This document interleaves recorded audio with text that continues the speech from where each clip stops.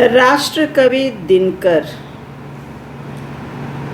हिंदी साहित्य के उन देदीप्यमान नक्षत्रों में से एक हैं जिनके प्रकाश से यह हिंदी साहित्याकाश चिरकाल तक आलोकित होता रहेगा।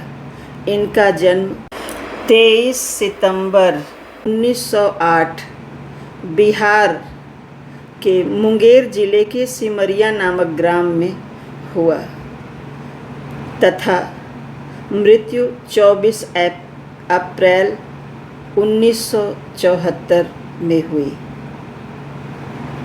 रामधारी सिंह दिनकर हिंदी साहित्य के महत्वपूर्ण हस्ताक्षरों में से एक हैं। इन्होंने जब अपनी लेखनी उठाई वह स्वतंत्रता संग्राम का समय था। शोषण, उत्पीड़न और दमन की पराकाष्ठा का समय था। राष्ट्र की अस्मिता दांव पर थी। उस समय सबसे बड़ा कार्य देश की परतंत्रता के खिलाफ लोगों को जागृत करने का था। उनके भीतर व्याप्त गहन निराशा के अंधकार को दूर करने का था तथा शक्तिशाली ब्रिटिश साम्राज्य का सामना करने के लिए तैयार करने का भी था। और वैसे में उन्होंने अपनी ओजपूर्ण देशभक्ति से पूर्ण भाषा से लोगों को जागृत करने के कार्य को बखूबी निभाया। वो कह उठते हैं कि ब्रह्मा से मनुष्य कुछ भी लिखा करके नहीं लाया है। उसने अपना सुख अपने परिश्रम से, अपनी भुजाओं के बल से ही पाया है। ब्रह्मा से कुछ लिखा भाग्य में मनुज नहीं लाया है। अपना सुख उसने अपने भुजबल से ही पाया है। प्रकृति नहीं डरकर झुकती है कभी भाग्य के बल से। सदा हारती वह मनुष्य के उद्यम से श्रम जल से। ब्रह्मा का अभिलेख पढ़ा करते निरुद्यमी प्राणी, धोते वीर कुंवक भाल का बहा भ्रुओं से पानी। और इस तरह से उन्होंने समाज को जागृत करने का कार्य किया।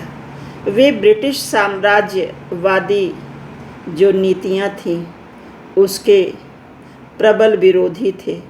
क्रांति का आह्वान करते हुए उन्होंने आज़ादी के पहले भी तथा बाद में भी जो असमानता की भावना थी, असमानता जो समाज में व्याप्त थी, उसका उन्होंने बड़ा ही अधिक विरोध किया। और वो कह उठते हैं इस असमानता पे कि श्वानों को मिलता दूध वस्त्र भूखे बालक अकुलाते हैं। माँ की हड्डी से चिपक ठिठुर जाड़े की रात बिताते हैं। युवती के लज्जा वसन बेच जब ब्याज चुकाए जाते हैं, मालिक तब तेल फुलेलों पर पानी सा द्रव्य बहाते हैं। उनकी रचनाओं में गरीबों की दुर्दशा, पीड़ित, नंगे, दबे कुचले, फटा हाल जो भारत का समाज था उसका जीवंत चित्र साकार हो उठता है। और वो उसके लिए ललकारते हुए कहते हैं, तुम हटो व्योम के मेघ पंथ से, स्वर्ग लूटने हम आते हैं। दूध दूध ओ वत्स तुम्हारा दूध ढूंढने हम आते हैं। कभी पुकार उठते हैं, रे रोक युधिष्ठिर को, न यहाँ जाने दे उनको स्वर्ग धीर। लौटा दे हमें गांडीव गदा, लौटा दे अर्जुन भीम वीर। कभी जो देश की लड़ाई में शहीद होते हैं उनकी गरिमा का वर्णन करते हुए तथा उस गरिमा के वर्णन से समाज को जागृत करते हुए वे कह उठते हैं, कलम आज उनकी जय बोल। जो चढ़ गए पुण्य बेदी पर लिए बिना प्राणों के मोल, कलम आज उनकी जय बोल। कभी वे हिमालय को इंगित करते हुए कहते हैं कि हे तपस्वी, यह तप का काल नहीं है।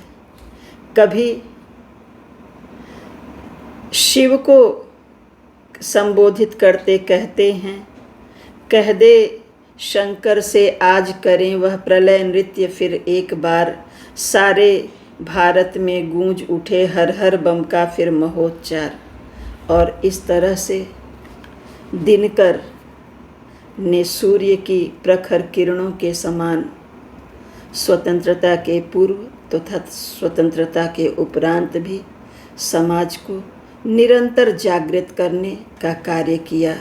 उनकी रचनाएं हमेशा, हर समय, हर काल, परिस्थिति सब में जोश भरने का कार्य करती हैं। उनकी प्रमुख रचनाओं में उर्वशी, कुरुक्षेत्र, सामधेनी, रेणुका, परशुराम की प्रतिज्ञा इत्यादि है। इस महान कवि की पुण्यतिथि पर कोटिशः नमन।